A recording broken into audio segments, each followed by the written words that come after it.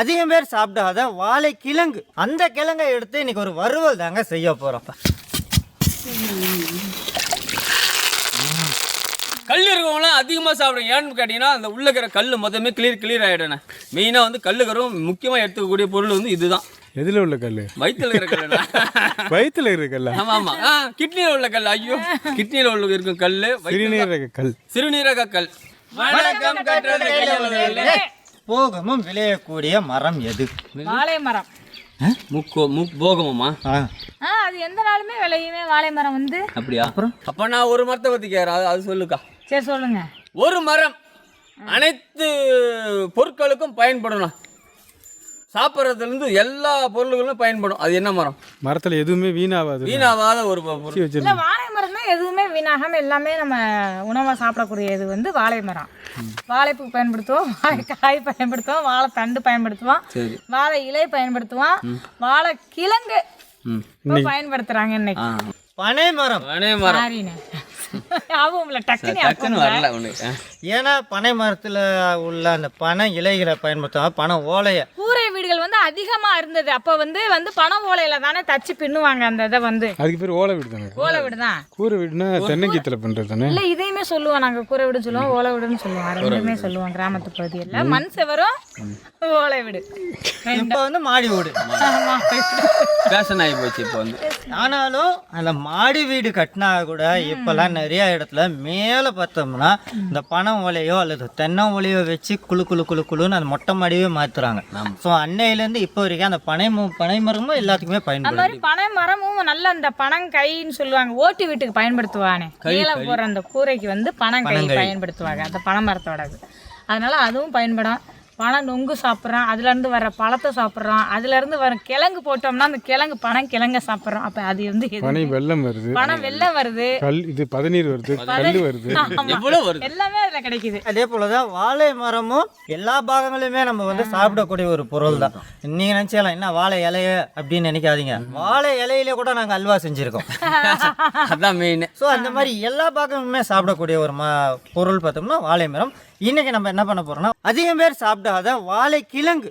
அது என்னடா கிழங்கு காய் தானே அப்படி நினைக்காதீங்க. வாழை கிழங்கு அப்படின்றது பூமிக்கு உள்ளது. அந்த கிழங்கை எடுத்து இன்னைக்கு ஒரு வறுவல் தாங்க செய்ய போகிறோம். அந்த வறுவலில் நம்ம வாழைத்தண்டில் எந்த அளவுக்கு மருத்துவ குணம் இருக்கோ அந்த மருத்துவ குணங்கள் அத்தனையுமே அந்த வாழை கிழங்குக்கும் உண்டு. இப்போ வாழை மரத்தை வெட்டின உடனே நம்ம ஒரு தண்ணி குடிப்போம் பார்த்தீங்களா, அந்த தண்ணியே அந்த கிழங்குலேருந்து வரக்கூடிய அந்த தண்ணீர் தான். ஸோ அந்த தண்ணிக்கே அவ்வளோ குணம் இருக்குன்னா அந்த கிழங்குக்கு அதுதான் கொஞ்சம் கொஞ்சமாக தண்ணி வந்து குடிக்கிறதுக்கு டைம் ஆகணும். மொத்தமாக கிழங்கு வெட்டி இல்லைங்க. அந்த தண்ணி குடிக்கணும்னா நம்மளுக்கு ஒரு ரூல் சொல்லுவாங்க, பல்லில் படாமல் குடிக்கணும்னு வாங்க. ஆனால் இதை பொறுத்த வரைக்கும் நம்ம பல்லில் மென்னே சாப்பிடணும். காலையில் பார்த்த மரம் பார்த்தோம்னா ஆல்ரெடி கொலை தள்ளி காய் காய்ச்சிச்சு. ஸோ இதுக்கப்புறம் நம்ம அதை வெட்ட தான் போகிறோம். வெட்டினாலும் அதில் உள்ள தண்டு நம்ம ஒரு நாள் பயன்படுத்திக்கலாம், கிழங்கு இன்றைக்கி பயன்படுத்திக்கலாம். இன்னொன்று பார்த்தோம்னா அதில் உள்ள சின்ன கிழங்குகள்லாம் இருந்துச்சுன்னா அதை எடுத்து நம்ம நட்டு கூட வச்சுக்கலாம். ஸோ என்றைக்குமே அழியாத ஒரு பயிர்னு பார்த்தோம்னா வாழை பயிர் தான். ஸோ அப்பேற்பட்ட ஒரு மருத்துவ குணம் மிக்க ஒரு பொருளில் இன்றைக்கி நம்ம வந்து சமையலுக்கு பயன்படுத்த போகிறோம். அதுதான் வாழைக்கிழங்கு வறுவல். வாழைக்கிழங்கு தோண்டி வாழைக்கிழங்கு வறுவலை பார்க்க போகிறோம். வாங்க போய் பார்க்கலாம். வாழைக்கிழங்கு வந்து நம்ம நோண்டி எடுக்க போகிறோங்க. நம்ம இப்போ எடுக்கக்கூடியது பார்த்தோம்னா இந்த மரத்துடைய கிழங்குங்க. இது நம்ம இப்போ வெட்டிட்டோம்னாலே நல்லா பழுத்துரும். ஏன்னா காய் நல்லா முத்திருச்சு. இந்த பூ வந்து நம்ம பொரியலாவோ வடையாவோ எதுக்கு வேணால் பயன்படுத்திக்கலாம். நம்ம ஏற்கனவே சமைச்சிருப்போம். இந்த காய் பார்த்தோம்னா வாழைக்காய் வறுவல் கூட பண்ணலாம். ஆனால் இதை ரஸ்தாலிக்கு நல்ல விலை உயர்ந்த பழம். இது கூட நம்ம பழுக்க வச்சு ஏழை மக்களுக்கு கொடுக்கலாம். இப்படி வெட்டும் போது இந்த இடத்துல பிடிச்சிட்டோம்னா பால் ஃபுல்லாக கீழே விடிஞ்சிரும். இப்போ இதில் தண்டு இருக்கும். அந்த தண்டை பொரியலாகவோ கூட்டாகவோ நம்ம எதுக்கு வேணால் பயன்படுத்திக்கலாம். ஸோ இது வரைக்கும் தான் நம்ம மக்கள் பொதுவாக பயன்படுத்துறது. இப்போ நம்ம சமைக்கக்கூடியது பூமிக்கு அடியில் உள்ள கிழங்கு. இப்போ தோல் எடுக்கணுமா? ஆமாங்க. இப்போ இதை பார்த்தோம்னா ரெண்டு இருக்குங்க. ஒன்று கொலை தள்ளிச்சுனாலே இன்னொன்று பக்கவாட்டில் கிழங்குலேருந்து இன்னொன்று வருங்க. இதுவும் நம்மளுக்கு வந்து என்னடா இப்போ நம்ம கிழங்கு எடுக்க போகிறோமே, இந்த ஒரு மரத்தை நம்ம வீண் பண்ணுற மீன் மட்டும் நினைக்காம இந்த கிழங்களை எடுத்துகிட்டு அப்படியே சைடு கழிச்சிட்டு அப்படியே நம்ம நட்டோம்னா அடுத்த இது நம்மளுக்கு வந்து வாழை மரம் உருவாக்கிடும். ஸோ இதனால் நம்ம பயப்பட தேவையில்லை. அதாவது கிழங்கு இங்கே இருக்குது, பக்கத்துலேயே நம்ம நோண்டக்கூடாதுங்க. தூரமாக தான் இருக்கும். தூரமாக தான். இன்னும் வாழை மரம் புளிச்சாங்க இருக்கா, நம்ம கிழங்கோட எடுக்கணுங்க, அதனால பார்த்து பதமாக பார்த்து எடுக்கணும். இது வந்து நம்ம நட்டு வைக்கிறதுக்காக பிடிங்கிருக்கோம், சைடு கழிச்சோம். அப்போ தான் புது வேர் வரும் இல்லையா? புது வேர் வந்து மண்ணுக்கு பிடிக்கும்.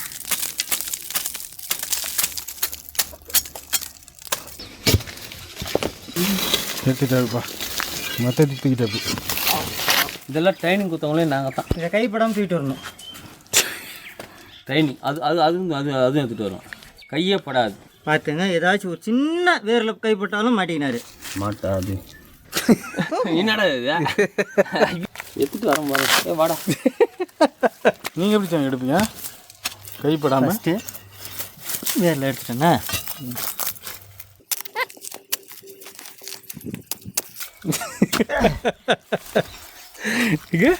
ஓ தூக்கிட்டீங்களா? போவா. காலை எழுந்த உடனே 5 மரம், மதியானம் எழுந்த உடனே ஒரு 5 மரம், ஈவினிங் ஆன ஒரு 5 மரம். வெட்ட போறியா? வெட்ட இல்லை, நடணும்ண்ணா. ஏன்னா இது வந்து நல்ல ஒரு நாள் ஒரு மனிதனாக பிறந்தால் ஒரு 15 மரமாக வைக்கணும். உன்னால் முடிஞ்ச ஒரு மரம் கூட வைங்க, தப்பு கிடையாது. ஒவ்வொரு செடி வைக்கும் போதும் செடி ஆழம் பள்ளம் நோண்டி நம்ம வைக்கிறது பெருசு கிடையாது. மெயினாக வந்து உரம் போடணும். ஆட்டு சாணி மாட்டு சாணி எங்கன்னா போட்டிருக்கோம், அது காஞ்சி தத்தான் போட்டால் கூட போதும், அது ஒரு நல்ல உரம் தான். இது போடும்போது காஞ்ச உரமாக போடணும் இல்லையா? ஆமாம், அது மாதிரி காஞ்சி பச்சை சாணி வந்து இருந்தாலும் அந்த டைமில் கிடைக்கும் போது பச்சை சாணி போடவே கூடாது, யூஸ் பண்ணவே கூடாதுண்ணா.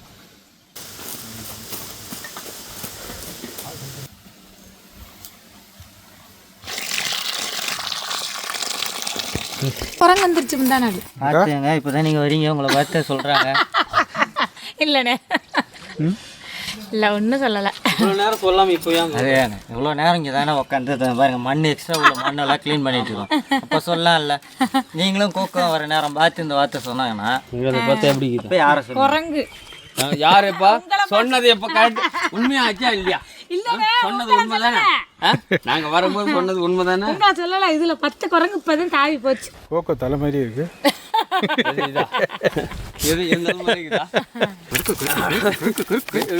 இதா மாதிரி அறுக்கணுங்க, எனக்கு ரொம்ப நாள் ஆசை. முடியல எந்த தானே அறக்கிறதுக்கு இருந்தால் தானே அரைப்பாங்க. அதெல்லாம் ஒவ்வொன்றும் ஒவ்வொரு கிழங்கு நம்மளுக்கு. அழகா விட்டுட்டு அப்படியே கோக்கோ மண்டே ரொம்ப நாளாக புலப்பில்ல ஆசையா. வாய்ப்பு கிடைச்சுன்னு அந்த வந்து நான் கீர்ராடா நினச்சிப்பேன். அந்த வெறியெல்லாம் காட்டி தறி எடுத்துட்டு அந்த வெறியெல்லாம் இப்போ காட்டுறாரு உட்காந்து. சேனக்கிழங்கு மாதிரி இருக்கு பாருங்களேன். சேனக்கிழங்கு மாதிரியே தான் இருக்கு. கருணக்கிழங்கு உருண்டையா இருக்கும். சென்னை பக்கம் கருணக்கிழங்கு சேனக்கிழங்குன்னுவாங்க, நம்ம பக்கம் சேனக்கிழங்கு கருணக்கிழங்கு. கருணக்கிழங்கு சொல்லுவாங்க. அப்படியே மாற்றி உல்ட்டா பண்ணிக்கிறீங்க. தாய்க்கிழங்குன்னு கூட சொல்லுவா. கண்ணு தெரியாது, காது மட்டும் கேட்கும். அது என்னது? கோகோ. ஒரு கேள்வி நான் அப்புறம் சொன்னாங்க. தண்டு கண்ணு தெரியாதுங்க, ஆனால் காது நல்லாவே கேட்கும். இன்னொருத்தர் இருக்கால டிவியில், அவளுக்கு ஆப்போசிட், அவனுக்கு கண்ணு தெரியும் காது கேட்காது. அது யாரு? செட்ராயர். இந்த மண் பகுதியை இந்த மாதிரி எடுத்துட்டா நம்மளுக்கு ஒரு அழகான ஐஸ் கேக் மாதிரி இருக்கு, கிழங்கு கிடச்சிரும். இதுதான் நம்மளுக்கு வேண்டுற அளவுக்கு நம்ம வறுவலுக்கு ஏற்ற சைஸுங்க. எக்காந்து கொண்டு கழுவிட்டு வெட்டக்கூடாது, வெட்டிட்டு தான் கழுவணும். அப்படியே தண்ணி சேர்த்து. வாழைக்கிழங்கு வறுவலுக்கு தேவையான பொருள் தான் இப்போ வந்து பார்க்க போகிறேண்ணே. செக்கெண்ணெய், கடலெண்ணெய், கடுகு கலப்பு, சோம்பு, நல்லா வெட்டி வச்ச மிளகாய், வரமிளகாய், கறிவேப்பிலை, நாட்டு கறிவேப்பிலை, பல்லேரி வெங்காயம் நல்லா வெட்டி வச்சது, 6 தக்காளி, பூண்டு விழுது, இஞ்சி அரவை, மங்களகரமாக மஞ்சத்தூள், காஷ்மீரி மிளகாய்த்தூள், கரம் மசாலா, தனியாத்தூள், கல் உப்பு, பெப்பர் தூள், நல்லா நைஸாக வெட்டி வச்ச மல்லி. என்ன மாதிரி ஒரு இளைஞர்கள் பைத்தியன்னு என்ன மாதிரி ஒன்ன மாதிரி நிறுத்தலையே, அதான் இல்லை இல்லை, என்ன மாதிரி ஒரு இளைஞர்கள்ண்ணா, அதெல்லாம் ரொம்ப ஈஸியாக செய்யக்கூடிய ஒரு டிஷ்ஷு தான் இன்றைக்கி வந்து பண்ண போகிறோண்ணா. காலத்தில் வந்து 47 ஆஃப் ஆயில் சாப்பிட்டீங்கல்ல ஒரே ஆள், ஆமாம் போட்டியில் ஜெயிச்சிங்க இல்லையா? கண்டிப்பாண்ணா. இப்போ 4 ஆஃப் ஆயில் சாப்பிட முடியல உங்களால். இப்போ நீங்கள் இளைஞரா? இளைஞர் தானேப்பா, முதியோர்னே அவரு. நாங்கள் பார்த்தீங்கன்னா உருளி நல்லா சூடாயிடுச்சு. இப்போ வந்து மாஸ்டர் வந்து பார்த்தீங்கன்னா வேக வைக்க போகிறேன்ற கிழங்க அதுக்கு வந்து தண்ணி ஊற்றிடணும். கிழங்கு வைக்க வச்சுன்னா அடுத்து வச்சாங்க. நம்மளுடைய கிழங்கு அருமையாக கழுவி எடுத்துருக்கோம், இதை இப்போ வேக வச்சுக்க போகிறோம். வேக வச்சுக்கிறோம். அதுக்கு தேவையான அளவுக்கு வந்து உப்பு சேர்த்துக்கிறோம். வாழைத்தண்டு எப்படி மென்று சாப்பிடுமோ அந்த பதத்தில் இருக்குங்க. இதை அப்படியே அள்ளி எடுத்து வடிகட்டிக்கிறேங்க. அப்படி எடுக்கக்கூடாது. ஒரு சில கல் இருந்துச்சுன்னா அதோட சேர்ந்து வரும். இதெல்லாம் நம்ம சாப்பிட்றது நம்ம வயிற்றில் உள்ள கல் போகிறதுக்காக. அந்த கல்லையே நம்ம சாப்பிடக்கூடாதுல்ல. கிழங்கு நம்மளுக்கு சாப்பிட்ற அளவுக்கு வெந்து வந்துருச்சுங்க. அதை வடிகட்டி வச்சுருக்கோம். இப்போ இதை வறுவலாக மாற்ற போகிறோம். ஒரு 100 கிராம் அளவுக்கு எண்ணெய் சேர்த்துக்கோங்க. எண்ணெய் நல்லா சூடாயிடுச்சுங்க. 1 டேபிள் ஸ்பூன் அளவுக்கு கடுகு உளுந்து கலப்பு, 1 டேபிள் ஸ்பூன் அளவுக்கு சோம்பு, ஒரு 4 வரமிளகாய் துண்டு துண்டாக வெட்டி வச்சுருக்கோம், ஒரு கொத்து கருவேப்பிலை. இதுதாங்க தாளிப்பு. இதுக்கப்புறம் ஒரு 3 வெங்காயத்தை நாங்கள் பொடியாக வெட்டி வச்சுருக்கோம். அதை சேர்த்துக்க போகிறோம்.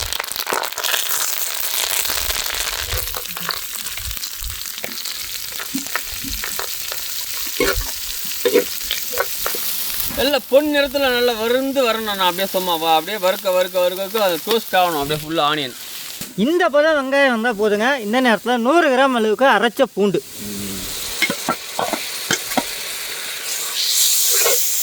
100 கிராம் அளவுக்கு இஞ்சி அரைவைங்க. நம்ம எடுத்த கிழங்கெல்லாம் பார்த்தோம்னா கண்டிப்பாக 1 கிலோ வரும். ஒரு 200 கிராம் அளவுக்கு தக்காளிங்க.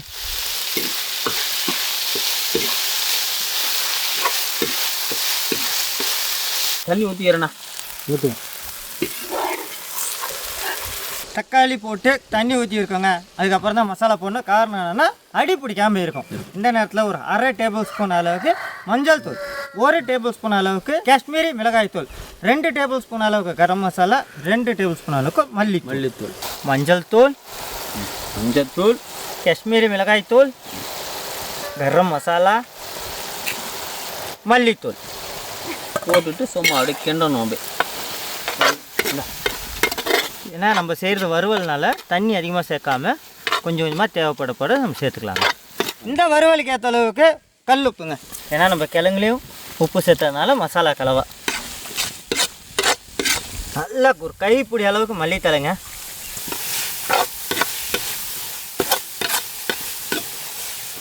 இந்த மல்லித்தலையெல்லாம் போட்டால் அந்த மனம் பார்த்திங்கன்னா அப்படியே ஒரு கறி தூக்கம் செஞ்சால் என்ன மனம் வருமோ அந்த மனம் வருதுங்க. இந்த நேரத்தில் நம்ம வேக வச்ச வாழை கிழங்க சேர்த்துக்க போகிறோம். ஆமாம்.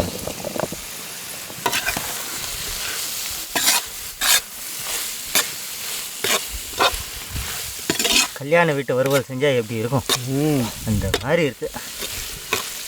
இதில் நார் வருமா? கண்டிப்பாக வாழைத்தண்டில் வர்ற மாதிரி பெரிய பெரிய நாரெலாம் இருக்காதுங்க. அந்த இலான்னு அருணும் பார்த்தீங்களா, அந்த மாதிரி தான் இருக்கும். நம்ம மென்று சாப்பிட்டாலே அதுவும் சேர்ந்து மஞ்சி நம்ம வயிற்றுக்குள்ளே போகும்.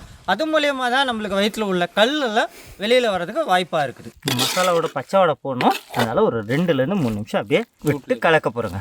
மசாலா வாசம் தூக்கு ஜாஸ்தி. இந்த நேரத்தில் ஒரு 1/2 டேபிள் ஸ்பூன் அளவுக்கு மிளகுங்க. அருமையாக இருக்கு. ஐட்டத்தை சேர்த்துக்கினே கிடையாது மாஸ்டர். அவ்வளோதான். மேலும் மேலும் மெருகேற்றுற மாதிரி பாருங்க பாருங்க பாருங்க பாருங்க. அல்லது பாரு அப்படியே வாசனையும் அல்லது பார்க்கும்போது மனமே கவருது. பார்க்கறதுக்கே வாயில் எச்சு ஊறுதுங்க. அந்த காஷ்மீரி தூள், அந்த மிளகுத்தூள், பொதுவாகவே வறுவல்னும் போது நம்ம ஃபஸ்ட்டு பார்க்குறது அட்ராக்ஷன். அது அப்படியே இருக்குது. கல்யாண வீட்டுங்கள்லாம் பார்த்தோம்னா நம்மளுக்கு போன உடனேயுமே சைவமா அப்படின்னு பொதுவாக போகிறத நம்ம நான்வெஜ்ஜுக்கு பிரியாணிக்குன்னு வைங்க, அது ஒரு பக்கம் இருக்கட்டும். அதுலேயே சைவ விருந்தெல்லாம் போன ஒன்றையுமே நம்ம எதிர்பார்க்குறது என்னென்னா வறுவல். அதுவும் உருளைக்கிழங்கு வறுவல் ரொம்பவே எதிர்பார்ப்போம். பார்க்குறதுக்கு அது மாதிரி தான் இருக்குது. பார்க்குறதுக்கு அப்படி தான் இருக்குங்க. என்னக்கா தண்ணி தெரிக்குதா? தண்ணி அப்படியே நல்லா எப்படி சாப்பிட்றேன்னா அது ஒரு சுவையாக நல்லா ஒரு முறுக்க அப்படின்ற மாதிரி இருக்குது.